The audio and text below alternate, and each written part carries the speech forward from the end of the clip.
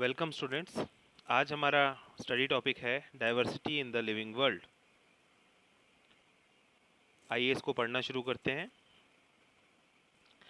अगर आप अपने चारों तरफ देखें, जो आपकी सराउंडिंग्स है, वहाँ पर आपको डिफरेंट काइंड्स के लिविंग ऑर्गेनिजम्स देखने को मिलेंगे।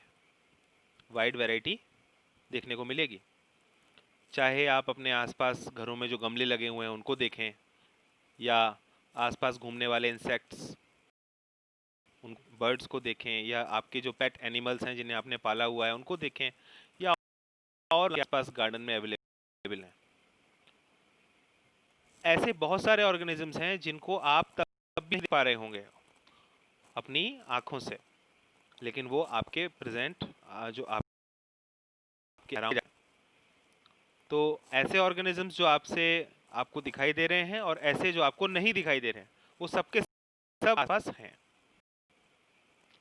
अगर आप अपने देखने का तरीका चेंज करें और एरिया को बढ़ाएं, जैसे सपोज आपने पहले स्टडी की अपने हाउस होल्ड के आसपास, फिर आपने एरिया को बढ़ाया और अपने विलेज में आपने स्टडी किया, फिर आपने और एरिया बढ़ाया, अपने सिटी में आपने स्टडी किया, तो इस तरह से आप एरिया बढ़ाते चले जा रहे हो। तो क्या जो वैरायटी है ऑर्गेनिजम्स की वो भी इंक्रीज होगी? यस, वो भी इंक्रीज होगी। और आप देखोगे जैसे जैसे हम अपना एरिया बढ़ाते जाते हैं, वैसे वैसे हमारी जो ऑर्गेनिजम्स हैं उनकी वैरायटी भी चेंज होती चली जाती है, बढ़ती चली जाती है। अगर आप कोई डेंस फॉरेस्ट देखो, घना जंगल, तो वहाँ पर आपको बहुत ज़्यादा डाइवर्सिटी देखने को मिलेगी। अलग अलग काइंड्स के लिविंग ऑर्गेनिजम्स आपको वहाँ देखने को मिलेंगे, है कि नहीं? किसी भी प्लांट को आप देख रहे हो, किसी भी एनिमल को आप देख रहे हो, है ना, वो सब के सब क्या है? स्पीशीज हैं। जैसे suppose humans, they are species. Mango plant, it is a species. Drosophila, जिसे फ्रूट फ्लाई कहते हैं, इट इज अ स्पीशीज।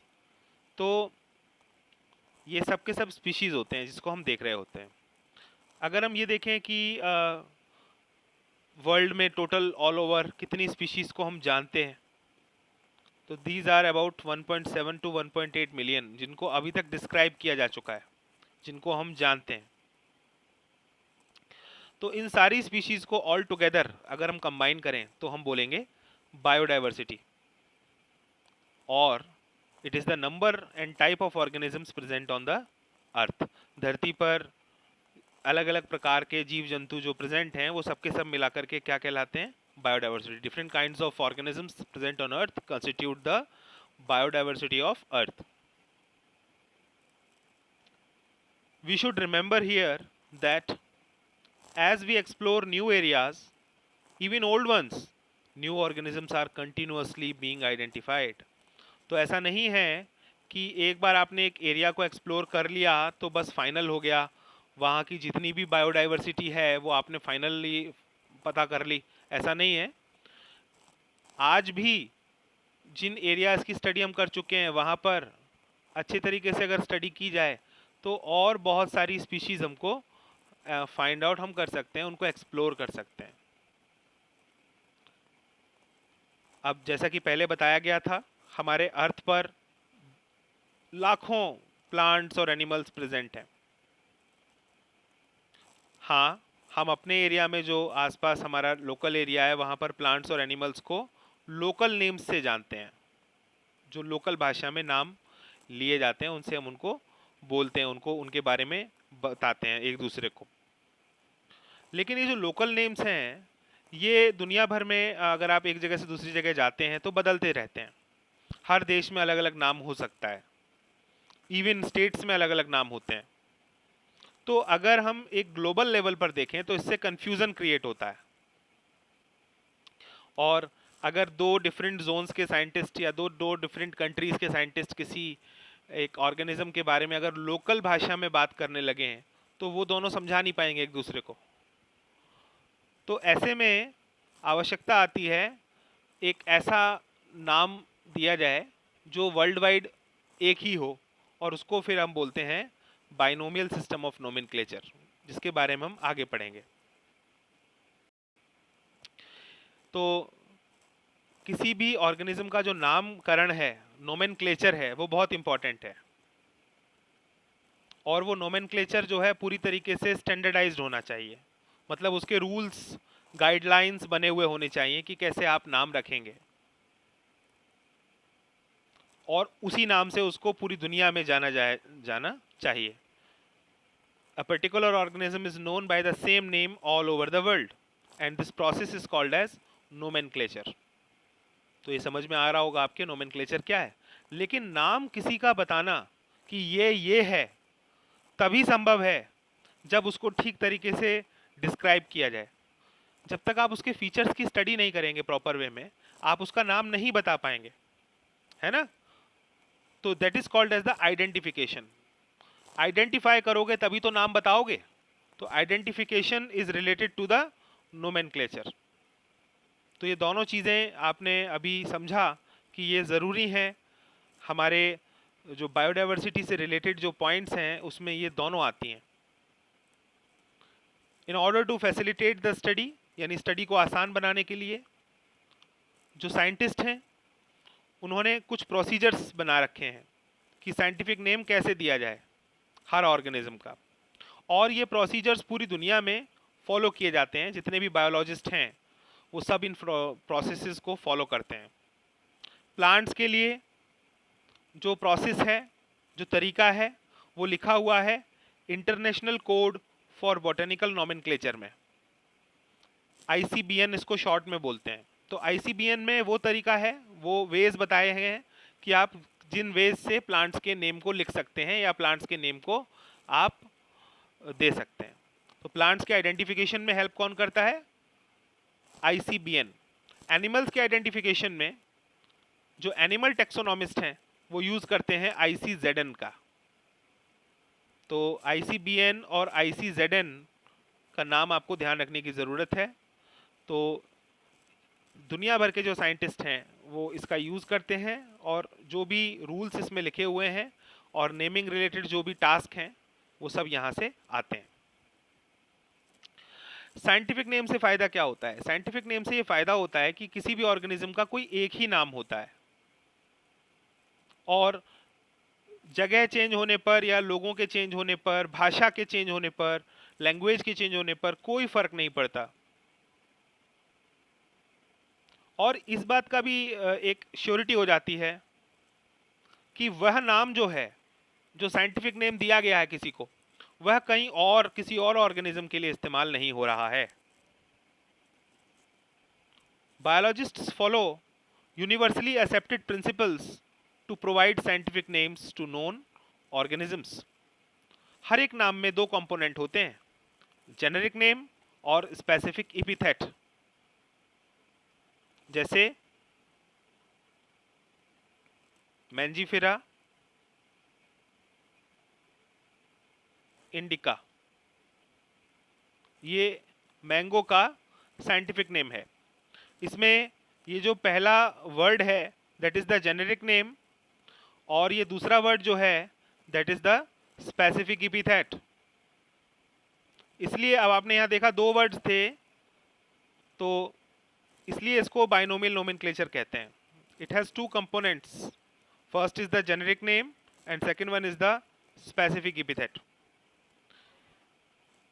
इस सिस्टम को देने वाले साइंटिस्ट थे कैरोलस लिनियस, और ये सिस्टम पूरी दुनिया में प्रैक्टिस किया जाता है आज भी। ये काफ़ी कन्वीनियंट सिस्टम है, और मैंगो का एग्जाम्पल मैं आपको समझा चुका हूँ। इस तरह से आप साइंटिफिक नेम लिखते हैं। देखो आप, आपकी बुक जो है उसमें ये प्रिंटेड फॉर्म में है। जब कभी भी ये इसको प्रिंटेड फॉर्म में लिखा जाता है, मतलब बुक में प्रिंट किया जाता है साइंटिफिक नेम को, तो जो आपका इटैलिक्स में आ जाता है ये, ठीक है ना। तो इसके लिए कुछ रूल्स हैं नोमेनक्लेचर के लिए, जो सब आपको पता होने चाहिए। क्या है वो? पहला, biological names are generally in Latin यानी लैटिन भाषा का प्रयोग किया जाता है बायोलॉजिकल नेम्स देने के लिए, और इनको लिखा जाता है इटैलिक्स में।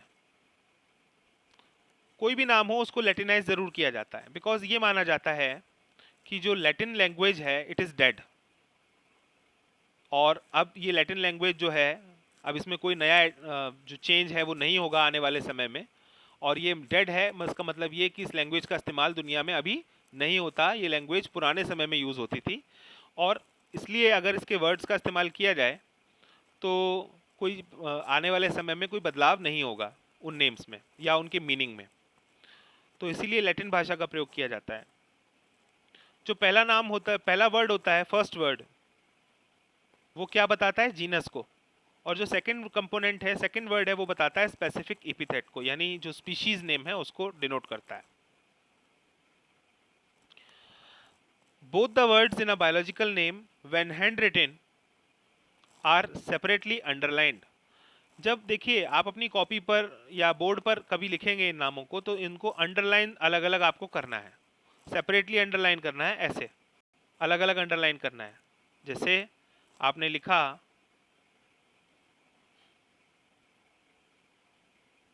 पैंथेरा टिग्रिस, आपने सपोज ये लिखा, तो सेपरेटली आप इस तरह अंडरलाइन करेंगे उनको, ठीक है ना।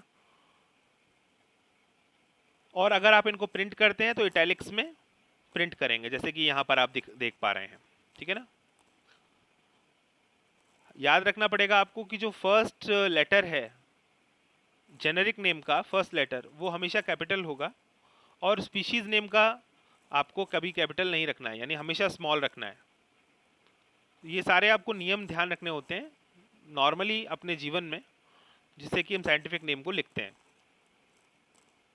अगर किसी ने उसको खोजा है उस एनिमल को, और वो चाहता है कि उसका नेम आगे लिखा जाए, तो वो उसमें उसका नाम स्पेसिफिक एपिथेट के आगे लिखा जाता है। जैसे कि मैंजीफेरा इंडिका लिन, यहाँ पर लिनियस ने ये नाम लिखा था, ठीक है ना। कैरोलस लिनियस ने मैंगो का साइंटिफिक नेम सबसे पहले डिस्क्राइब किया था, तो अब लिनियस के लिए आप आगे LINN लिखते हैं। इस तरीके से ये नाम लिखे जाते हैं। Since it is nearly impossible to study all the living organisms, it is necessary to devise some means to make this possible. This process is called as classification. अब क्या होता है कि पूरी दुनिया में बहुत सारे ऑर्गेनिजम्स हैं। अभी हमने पढ़ा था कि लगभग 1.7 से 1.8 मिलियन ऑर्गेनिजम्स को तो हम जानते हैं। तो इतने सारे ऑर्गेनिजम्स इस धरती पर हैं, सबको अलग अलग पढ़ना तो पॉसिबल है नहीं। तो हमें क्या करना होता है, हमें इन ऑर्गेनिजम्स को क्लासिफाई करना होता है, इनको ग्रुप्स में डालना होता है। क्लासिफिकेशन वो प्रोसेस है जिसमें हम ऑर्गेनिजम्स को कन्वीनियंट कैटेगरीज में ग्रुप कर देते हैं, और ग्रुप बनाने के लिए हम उनके कैरेक्टर्स का इस्तेमाल करते हैं। Based upon the easily observable characters we assign groups, and this is called as classification. तो क्लासिफिकेशन एक इम्पॉर्टेंट पॉइंट है, लेकिन ये तभी हो सकता है जब आप आइडेंटिफाई कर लें ऑर्गेनिज्म को, उसको नाम दे दें, उसका नॉमेनक्लेचर कर लें, तब जाकर के क्लासिफिकेशन हो सकता है। तो आगे वाला पार्ट जो है, these are the examples, okay, ये आप पढ़ लेंगे, इसमें कोई प्रॉब्लम नहीं आनी चाहिए। अब यहाँ पर टेक्सा जो है इसको समझना चाहिए, है ना। तो जैसे कि डॉग हो गया, कैट हो गया, मैमल्स हो गया, वीट, राइस, प्लांट्स, ये सब क्या हैं? ये सब टेक्सा हैं। टेक्सोनॉमी में टेक्सा का यूज़ किया जाता है ना। तो मैं अभी आपको क्लियरली समझाता हूँ कि ये सब टेक्सा और टेक्सोनॉमिक कैटेगरी क्या होती है। देखिए, just wait, yes, look here in the figure 1.1, यहाँ पे टेक्सोनॉमिक हायरार्की दिखाई दे रही है आपको, from the species level to the kingdom level, ठीक है ना। तो ये सारी की सारी कैटेगरीज हैं, taxonomic categories, all kingdom, phylum, class, order, family, genus, species, these are taxonomic categories. ठीक है ना। और इन टेक्सोनॉमिक कैटेगरीज को रिप्रेजेंट करता है टेक्सा। जैसे एग्जाम्पल के तौर पर जीनस क्या है, टेक्सोनॉमिक कैटेगरी है। अब जीनस जैसे हम ह्यूमन बीइंग के केस में पढ़ते हैं तो जीनस क्या है, होमो। होमो क्या हो गया, टेक्सॉन। अगर हम सिंगुलर में देखेंगे तो ऐसे लिखेंगे टेक्सॉन, ठीक है ना। फैमिली हमारी क्या है, होमिनिडी, तो होमिनिडी क्या है, टेक्सॉन है। ऑर्डर हमारा क्या है, प्राइमेटा, ये भी टेक्सॉन है। मेमेलिया भी टेक्सॉन है, कॉर्डेटा भी टेक्सॉन है। ये सब के सब क्या है, टेक्सॉन्स। अगर हम इन सबको प्लूरल में देखें तो हम बोलेंगे टेक्सा। जैसे होमो और होमिनिडी क्या है, taxa. Homo Hominidae Primata taxa है। ये सब के सब क्या है, taxa. Taxa is plural of taxon. तो और ये ऑर्डर क्या है, taxonomic category, taxonomic category, taxonomic category, like that. तो आपके समझ में आ गया होगा टेक्सोनॉमिक कैटेगरी और टेक्सा होता क्या है। ओके तो based on the characteristics all living organisms can be classified into different taxa. अलग अलग ऑर्गेनिजम्स को हम अलग अलग टेक्सा में क्लासिफाई कर सकते हैं। And the process of classification is called as taxonomy. तो टेक्सोनॉमी के अंदर आप क्लासिफिकेशन करते हैं। और ध्यान रहे क्लासिफिकेशन तभी हो सकता है जब नोमेनक्लेचर आइडेंटिफिकेशन किया गया हो, इसलिए टेक्सोनॉमी में इन तीनों चीज़ों को रखा जाता है। अब एक्सटर्नल स्ट्रक्चर है किसी ऑर्गेनिज्म का, वो आइडेंटिफिकेशन में हेल्प करता है, उसका इंटरनल स्ट्रक्चर भी हेल्प करता है। सेल का स्ट्रक्चर कैसा है ये भी एक इम्पॉर्टेंट पार्ट है। किस तरह से वो ऑर्गेनिज्म डेवलप होता है, किस तरह से अपने इकोसिस्टम में वो रहता है, उसका क्या रोल है, ये सारी चीज़ें आजकल की जो मॉडर्न टेक्सोनॉमिक स्टडीज़ हैं उसमें एक इम्पॉर्टेंट रोल प्ले करती हैं। Hence characterisation, identification, classification and nomenclature are the processes that are basic to taxonomy. तो टेक्सोनॉमी में क्या क्या हो जाता है, कैरेक्टराइजेशन, आइडेंटिफिकेशन, क्लासिफिकेशन, नोमेनक्लेचर, ये सारा होता है टेक्सोनॉमी के अंदर, टेक्सोनॉमी का पार्ट है। टेक्सोनॉमी कोई नई चीज़ नहीं है। ह्यूमन बीइंग्स बहुत पुराने समय से इसके साथ जुड़े हुए हैं किसी ना किसी तरीके से।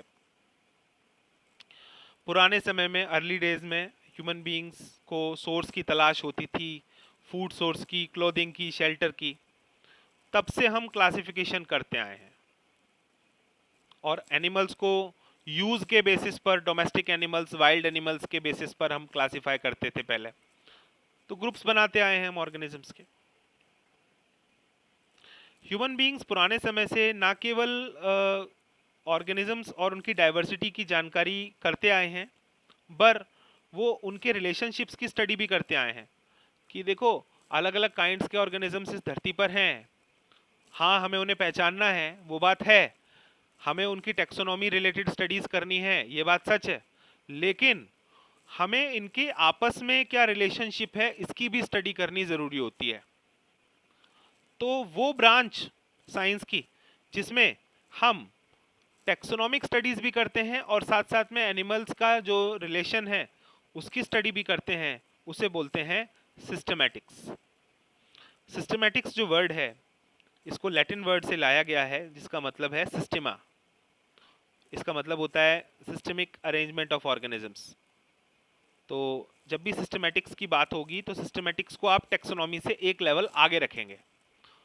टेक्सोनॉमी में जहाँ कैरेक्टराइजेशन, आइडेंटिफिकेशन, नोमेनक्लेचर, क्लासिफिकेशन ये सब होता है, वहीं सिस्टमैटिक्स में टेक्सोनॉमी के अलावा रिलेशनशिप भी आ जाती है ऑर्गेनिजम्स की, ठीक है ना। लिनियस ने इस नाम का प्रयोग अपने पब्लिकेशन के टाइटल के लिए किया था, Systema Naturae. The scope of systematics was later enlarged to include identification, nomenclature, classification, and systematics takes into account evolutionary relationships between organisms। यानी अलग अलग जो organisms हैं उनकी जो evolutionary relationship है उनकी स्टडी भी सिस्टमैटिक्स में की जाती है। इवोल्यूशनरी रिलेशनशिप का मतलब ये है कि उनके पूर्वज क्या सेम थे, क्या उनके एंसेस्टर्स एक ही थे, क्या उनके एंसेस्टर्स अलग अलग थे। तो इस बेसिस पर भी आप जो सिस्टमैटिक्स को यूज करते हो।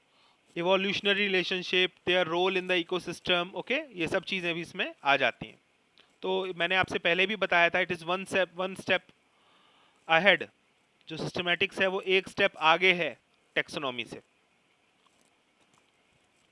थोड़ी देर पहले हमारा डिस्कशन हुआ था अबाउट टेक्सोनॉमिक कैटेगरीज, जैसे कि kingdom, phylum, class, order, family, genus, species, ये सब। तो टेक्सोनॉमिक कैटेगरीज जो होती हैं वो एक ऑर्डर में लगी हुई हैं, जिसको बोलते हैं टेक्सोनॉमिक हायरार्की, ओके। और ये जो टेक्सोनॉमिक हायरार्की है, इसमें हर taxonomic category, each category is referred to as unit of classification. Kingdom हुआ, फाइलम है, ये सब यूनिट्स हैं क्लासिफिकेशन के, ओके। और ये किसे रिप्रेजेंट करती हैं? टेक्सॉन्स को, जिसका प्लूरल है टेक्सा। ये मैं आपके साथ अभी थोड़ी देर पहले डिस्कस कर चुका हूं।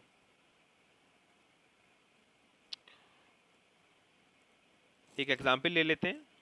Taxonomic categories and hierarchy can be illustrated bye an example. Insects represent a group of organism, हम सब जानते हैं इंसेक्ट्स एक ग्रुप है ऑर्गेनिजम्स का, जिनके फीचर्स कॉमन हैं।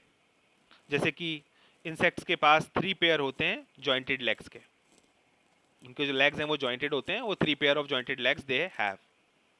It means insects are recognisable concrete objects which can be classified. इसका मतलब इंसेक्ट्स होते हैं वो दिखाई देते हैं, उन्हें हम पहचान सकते हैं और उनको क्लासिफाई किया जा सकता है, ओके। और इसलिए उनको रैंक या कैटेगरी दी जा सकती है, ठीक है। तो ऐसे ऑर्गेनिजम्स को जिनको आप देख सकते हो, उनको आप कैटेगरी दे सकते हो, ठीक है ना। ईच रैंक और tax on in fact represents a unit of classification. These taxonomic groups categories are distinct biological entities and are not merely morphological aggregates. तो जो भी टेक्सोनॉमिक ग्रुप्स हैं वो सब बायोलॉजिकल एंटिटीज हैं, और वो केवल एक मॉर्फोलॉजिकल एग्रीगेट के तौर पर उनको ना समझा जाए। जब टेक्सोनॉमिकल स्टडीज की गई ऑर्गेनिजम्स की, जो भी नोन है, तो उसके बेसिस पर हम लोगों ने कुछ कैटेगरीज बनाई, जैसे किंगडम, फाइलम, डिवीजन हम प्लांट्स के केस में लेते हैं, ठीक है, फाइलम एनिमल्स के केस में, class, order, family, genus, species. तो ये सारी क्या है? टेक्सोनॉमिक कैटेगरीज हैं, ये सब क्लासिफिकेशन में यूज की जाती हैं। All organisms, including those in the plant and animal kingdom, have species as the lowest category. तो यहाँ पर अगर आपसे क्वेश्चन पूछा जाता है कि लोएस्ट कैटेगरी कौन सी है क्लासिफिकेशन की, तो आप यहाँ पर नाम बताएंगे species is the lowest category, जहाँ से ये क्लासिफिकेशन जो है स्टार्ट होता है। अब क्वेश्चन ये आ जाता है कि भाई कैसे कैसे ऑर्गेनिजम्स को कैटेगरीज में रखा जाए। तो उसके लिए आपको बेसिक नॉलेज होनी चाहिए about the characters of individual. किसी भी एक इंडिविजुअल के जो करेक्टर्स हैं या ग्रुप के करेक्टर्स हैं वो आपको पता होने चाहिए, तभी तो आप उनको कैटेगरी में रख पाओगे। और सिमिलैरिटीज़, डिसिमिलैरिटीज़, इन सब का इस्तेमाल करते हुए हम ग्रुप बना सकते हैं और टेक्सोनॉमी जो है हमारे लिए इजी हो जाएगी, ठीक है ना। अब समझते हैं इसमें स्पीशीज़। सबसे पहले देखिए, ये बेसिक यूनिट है क्लासिफिकेशन की, है ना। तो एग्जाम्पल के तौर पर जैसे मैंजिफेरा इंडिका है, सोलानम ट्यूबरोसम है, पैंथेरा लियो है। ये मैंजिफेरा इंडिका आम के लिए होता है, सोलानम ट्यूबरोसम पटेटो का है साइंटिफिक नेम, और पैंथेरा लियो लॉयन का है। इन तीनों के अंदर इंडिका, ट्यूबरोसम और लियो ये किसको रिप्रेजेंट करते हैं? ये स्पेसिफिक एपिथेट को रिप्रेजेंट करते हैं। और जो फर्स्ट वर्ड्स हैं वो किसे रिप्रेजेंट करते हैं? वो जेनेरा को रिप्रेजेंट करते हैं। ध्यान रहे, जेनेरा जो है ये प्लूरल है जीनस का, ठीक है ना। तो यहाँ पर हम क्योंकि 2 या 3 जेनेरा की बात कर रहे हैं इसलिए ये हुआ है, ठीक है ना। तो जीनस जो है वो हायर लेवल पर है, स्पीशीज जो है वो लोअर लेवल पर है। हर एक जीनस के अंदर अगर हम देखें तो एक या एक से ज़्यादा स्पेसिफिक एपिथेट्स हो सकते हैं। एग्जाम्पल के तौर पर पैंथेरा जो है उसके अंदर टिग्रिस भी आता है और लियो भी आता है और पार्डस भी आता है, पार्डस, ठीक है ना। Panthera pardus, Panthera leo, Panthera tigris. तो देखो एक जीनस के अंदर कितने स्पेसिफिक एपिथेट आ गए, है ना। सोलानम जो है जीनस, उसके अंदर क्या आता है, नाइग्रम, ट्यूबरोसम, मेलंजिना। मेलंजिना बैंगन के लिए है, नाइग्रम जो है मकई के लिए है, ठीक है ना, और ट्यूबरोसम पटेटो के लिए है। तो देखो सोलानम के अंदर कितने सारे स्पेसिफिक एपिथेट आ गए हैं। तो अ, आपको समझ में आ गया होगा कि एक जीनस के अंदर कई स्पेसिफिक एपिथेट्स हो सकते हैं। जीनस क्या है, नेक्स्ट पार्ट। जीनस के अंदर बहुत सारी रिलेटेड स्पीशीज होती हैं, जैसे कि थोड़ी देर पहले हमने डिस्कस किया था, पैंथेरा लियो, पैंथेरा पार्डस और पैंथेरा टिग्रिस। ये तीनों पैंथेरा जीनस के अंदर आते हैं। ऐसे ही सोलानम जीनस की हमने स्टडी की थी। तो we can simply say that genera are aggregates of closely related species, ठीक है। अब अगर हम कैट्स का जीनस ले लें तो वो है फिलिस, फिलिस डोमेस्टिकस, कैट के लिए होता है ना। और पैंथेरा लियो लॉयन के लिए है। तो देखिए ना, दोनों अलग अलग काइंड्स के ऑर्गेनिजम्स हो गए, है ना। अब आ जाते हैं फैमिली पर। अगली कैटेगरी है फैमिली। और फैमिली में क्या होता है, रिलेटेड जेनरा होते हैं। तो जो भी जेनरा आपस में रिलेटेड हैं, जिनके फीचर्स कॉमन हैं, ज़्यादा सिमिलैरिटीज हैं जिनमें, they are kept in the same family. एक फैमिली के अंदर रिलेटेड जेनरा होते हैं। अब फैमिलीज को कैरेक्टराइज करने के लिए हम उनके वेजिटेटिव और रिप्रोडक्टिव फीचर्स का यूज कर सकते हैं। जैसे अगर हम प्लांट्स की बात करें तो अब यहाँ पर एग्जाम्पल आपको दिया गया है, जैसे कि among plants there are 3 different genera, Solanum, Petunia, Datura. ये सब अलग अलग जेनेरा हैं, लेकिन इनकी फैमिली कॉमन है। फैमिली का नाम क्या है, सोलानेसी। सोलानेसी फैमिली के अंदर ये सारे जेनेरा आते हैं। अब इन सबको सोलानेसी में क्यों रखा गया होगा, बिकॉज इनके फीचर्स कॉमन होंगे, तभी इनको रखा गया होगा उसमें। एनिमल्स का एग्जाम्पल ले लें तो पैंथेरा, जिसमें कि लायन, टाइगर, लेपर्ड ये सब आते हैं, और फेलिस, कैट फैमिली जिसमें बिल्लियां आती हैं। तो पैंथेरा और फेलिस को एक ही फैमिली में रखा गया है और फैमिली का नाम है फेलिडी, ठीक है ना। अब ये भी सिमिलरिटीज के बेसिस पर ही है। Similarly, if you observe the features of cat and dog, you will find some similarities and some differences. दोनों के दोनों कैट और डॉग जो हैं वो अलग अलग फैमिलीज में रखे गए हैं। कैट्स को फेलिडी में रखा गया है, तो डॉग्स को कैनिडी में रखा गया है। डॉग्स का जो साइंटिफिक नेम है वो है कैनस फैमिलियरिस, तो डॉग्स को कैनिडी में रखा गया है फैमिली में।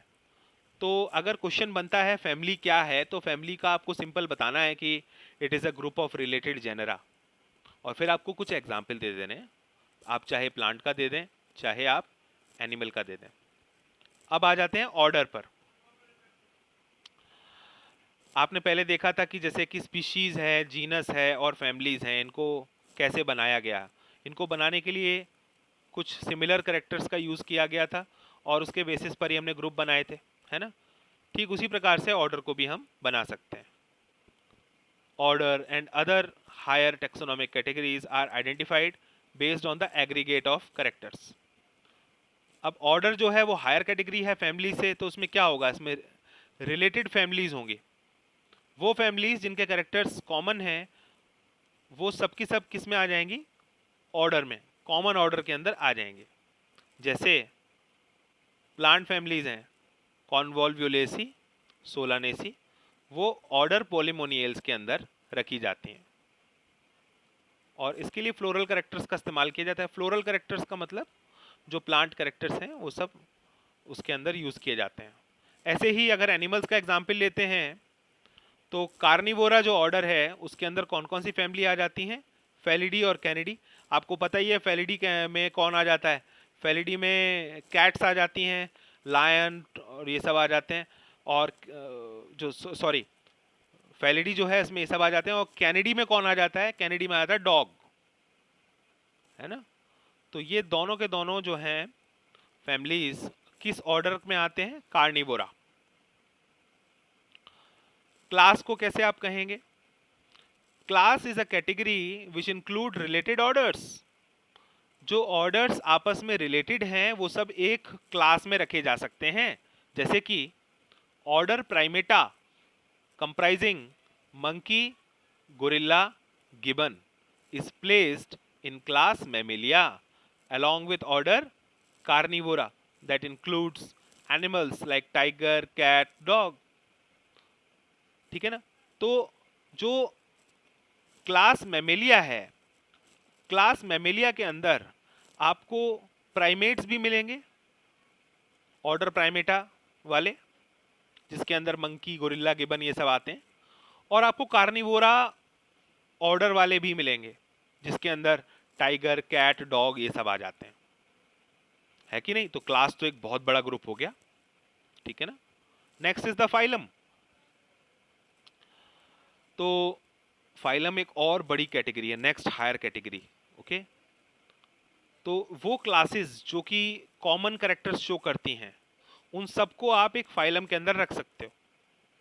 जैसे कि फिशेस, एम्फीबियंस, रेप्टाइल्स, बर्ड्स, इन सब की जो क्लास हैं वो सब की सब, मैमल्स भी, है ना, ये सब के सब फाइलम में आ सकती हैं, ठीक है ना।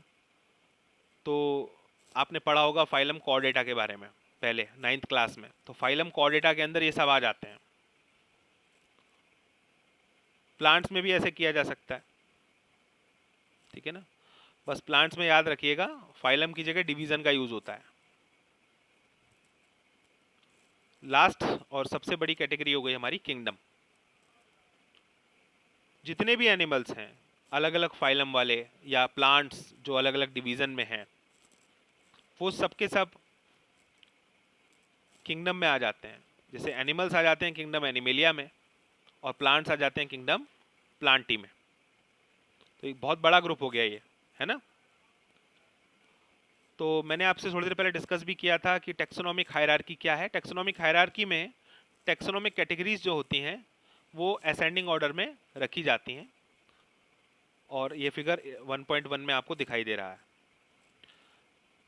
ये तो थी बड़ी बड़ी कैटेगरीज जिनको हम ब्रॉड कैटेगरीज बोलते हैं, जिनको सिंपल वे में आप याद रख सकते हैं। इसके अलावा जो टेक्सोनोमिस्ट हैं वो सब कैटेगरीज का भी यूज़ करते हैं, यानी इन कैटेगरीज के अंदर भी छोटी छोटी कैटेगरीज हो सकती हैं ताकि और अच्छे से क्लासिफिकेशन किया जा सके।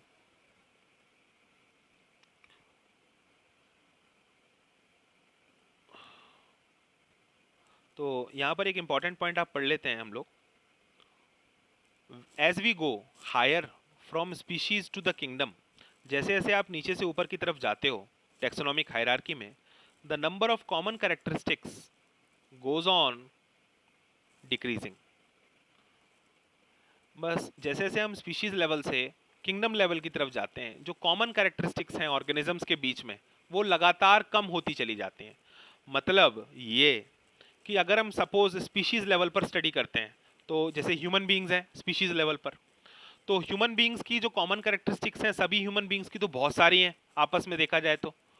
लेकिन अगर हम किंगडम लेवल पर चले जाएं एनिमल लेवल पर, सपोज एनिमल किंगडम, तो एनिमल किंगडम में जितने भी ऑर्गेनिजम्स आएंगे उनकी कॉमन कैरेक्टरिस्टिक्स कम हो जाएंगे। तो इस तरह से आपको यहाँ ध्यान रखना है, ये एक इंपॉर्टेंट क्वेश्चन बन जाता है। Lower the taxa more the characteristics that the members with in tax on share. जैसे जैसे टेक्सा में आप लोअर लेवल पर आओगे कॉमन कैरेक्टरिस्टिक्स बहुत सारी हो जाएंगी। Higher the category greater is the difficulty of determining the relationship to other taxa at the same level. जितना ज़्यादा आप कैटेगरी में ऊपर जाओगे उतना ज़्यादा आपके लिए जो कॉमन कैरेक्टरिस्टिक्स है उनको खोजना डिफ़िकल्ट हो जाएगा, और उनके बीच में जो रिलेशनशिप है उसको फाइंड आउट करना भी आपके लिए डिफ़िकल्ट हो जाएगा।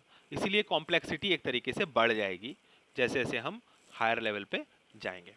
अब टेबल 1.1 आपके लिए इम्पोर्टेंट है। इसमें से आपको दिखाई दे रहा है हाउस फ्लाई, मैन, मैंगो और वीट, इन सब के आपको टेक्सोनोमिक कैटेगरीज यहाँ पर दिखाई दे रही हैं। आप कोई दो लर्न कर सकते हो इसमें से, ठीक है। तो that's it for today in this video. Thank you for watching.